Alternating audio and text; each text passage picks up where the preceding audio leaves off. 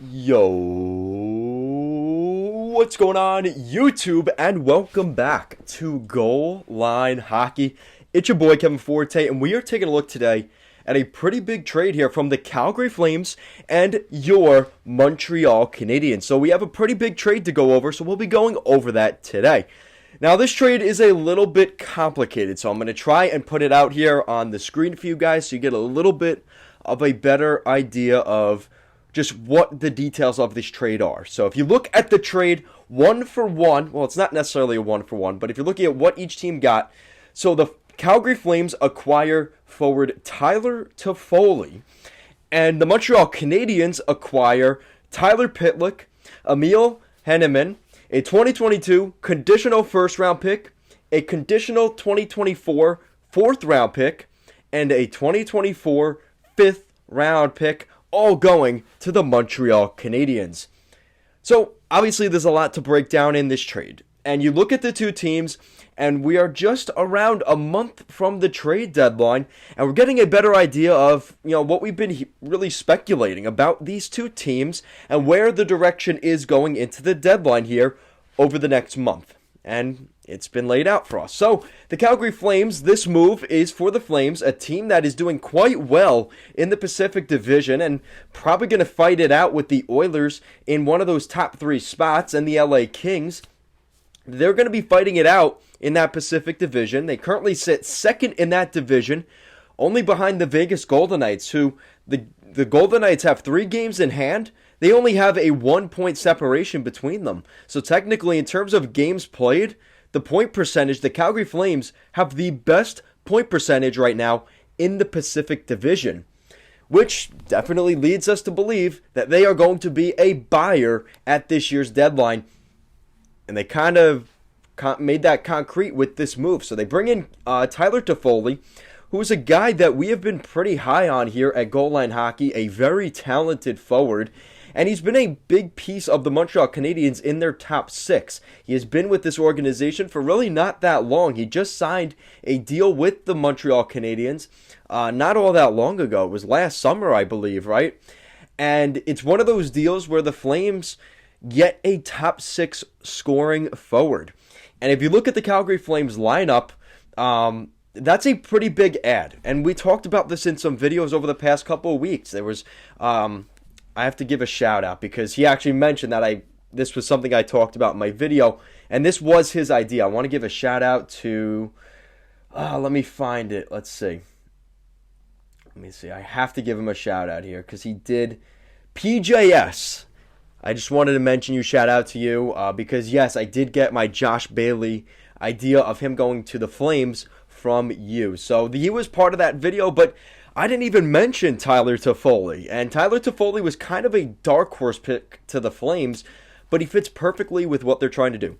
So you look at their first line. Now, the Calgary Flames, you've got Johnny Gaudreau, Elias Lindholm, and Matthew Tkachuk. That stays the same. Yet now you've really diversified your middle 6 lines, your second and third line. You've got Blake Coleman, Michael Backlund, and Tyler Toffoli on your second line. And then obviously you get to your third line. Dylan Dubé now moves down to the third line, where he's definitely a better fit with Sean Monahan and Andrew Mangiapane, which that line has been incredible for the Calgary Flames here over the past month and a half now. And then obviously your fourth line, which is the big boy line. You got Milan Lucic, Adam Ruzicka, and Trevor Lewis. So the Calgary Flames definitely get a big bolster to their top 6 with Tyler Toffoli. And you may be wondering, why was the price tag so high? Well, we're going to get to that next. So Tyler Toffoli, right, who has been a good player. Like I said, he's been a good player with the Habs, and he's only played there since the 2019-2020 season, where 10 games into that season, he was with Vancouver. That summer, he ends up signing with the Habs. So you look at where he's been in Montreal. His first season, he played 52 games, picked up 44 points, 28 goals. He was really good with the Habs in that playoff run in 2021. Now you get to this season, And he's still done pretty well considering the Habs have been the worst team in the NHL. He's got 9 goals, 17 assists. He has 26 points in 37 games this season with the Habs, which is still pretty impressive. You look at his career overall, he's got over 300 points in the NHL, almost 400, and he's over 600 games played in the NHL. Now you look at his cap hit right now, this contract will take him till the summer of 2024, where he will be an unrestricted free agent. He's getting paid $4.25 million per season. And Tyler Toffoli, who was a second round pick in the 2010 NHL draft as a member of the Los Angeles Kings, he's 29 years old. He's in the prime of his NHL career. And he's back in Canada. He grew up in Scarborough, Ontario, so he was more on the east. But he is back in Canada, or staying in Canada, as a trade from the Habs. Honestly, I think Tyler Toffoli is a great addition here. He's a goal scorer, and he's going to add some point production to the Flames. Now, the only question I have about this move for the Flames is, does he fit with what Daryl Sutter has for this team? You look at a perfect example. The New York Islanders, and kind of what Daryl Sutter saw in LA out of Tyler Toffoli. Tyler Toffoli was a member of the Kings on those Stanley Cup ventures with Daryl Sutter. They won those 2 cups in 3 years. Tyler Toffoli was a part of that organization. So when there was talk about Tyler Toffoli being available, I'm sure that Daryl Sutter had some say in that move, that he can fit in our mold because he's done it before. He's been a part of the Daryl Sutter game, the way his teams play, and he scores goals. And I think this is a really nice fit overall. This is a guy that you're going to have some term with. He just wasn't going to be in the direction of the Habs moving forward. And it just seems like for the Flames here, this is a guy that they can, they already know he could fit the mold of what they're trying to do, which would be the one critique. And his cap hit isn't too bad considering he's a top 6 player. He's getting paid less than $5 million for what is good production. I would say this is a win for the Flames. In Montreal's case, you look at this for the Habs, they pick up Tyler Pitlik. Now, Tyler Pitlik is not the featured point of this deal. Pitlik's been a member of the Flames for only this season. He's been kind of a journeyman in the NHL. He's 30 years old, from Minnesota, and he's played in 300 games in the NHL. Last season, he was with the Arizona Coyotes. The season before that, he was with the Flyers. Before that, he was with the Dallas Stars. And before that, he was with the Edmonton Oilers for 3 seasons, which was the team that drafted him in 2010, not too far away in the second round, which is around the same spot that Toffoli was picked. So the Minnesota, the Montreal Canadiens get Tyler Pitlik, who more than likely is just going to be a fill-out player. His contract ends this summer. He will be an unrestricted free agent once again. And this may be his last shot in the NHL. I think for Pitlik, he's really got to make it work, because I hate to say it, I could see Pitlik as one of those guys that ends up going to Europe next year or Russia. And unfortunately, when you're putting up the numbers that he has, he's got 2 points in 25 games this year, 11 points in 38 games last year. Primarily, he's going to be a middle 6 player for a rebuilding Habs team for the rest of this season, and it's just not going to be a long-term prospect for this team. He's just, again, more for the salary at this point. On the other side, though, they also pick up a prospect, again, another second-round draft pick from the 2020 NHL draft, a second-round pick, Emile Henneman. Emile Henneman was a second-round pick of the Florida Panthers, so this is already Henneman's 3rd NHL franchise since he was drafted in 2020. He's 20 years old. He is from, where is it? It doesn't say. It doesn't say where Henneman's from.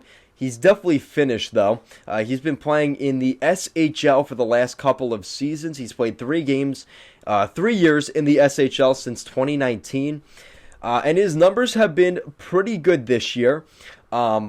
But it's been progressive, right? So his first season, he got 2 assists in 11 games. Last year, he got 13 points in 43 games. He's already eclipsed that total in 36 games in the same season with Leksand's IF of the SHL over in Sweden. So there's going to be some excitement around this kid. I do apologize. He's not Finnish. He is from Sweden. So his numbers in the World Juniors in 2020, he picked up a goal in 5 games.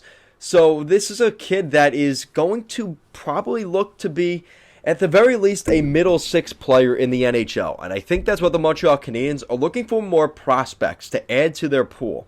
And I think that's a pretty good addition to their lineup.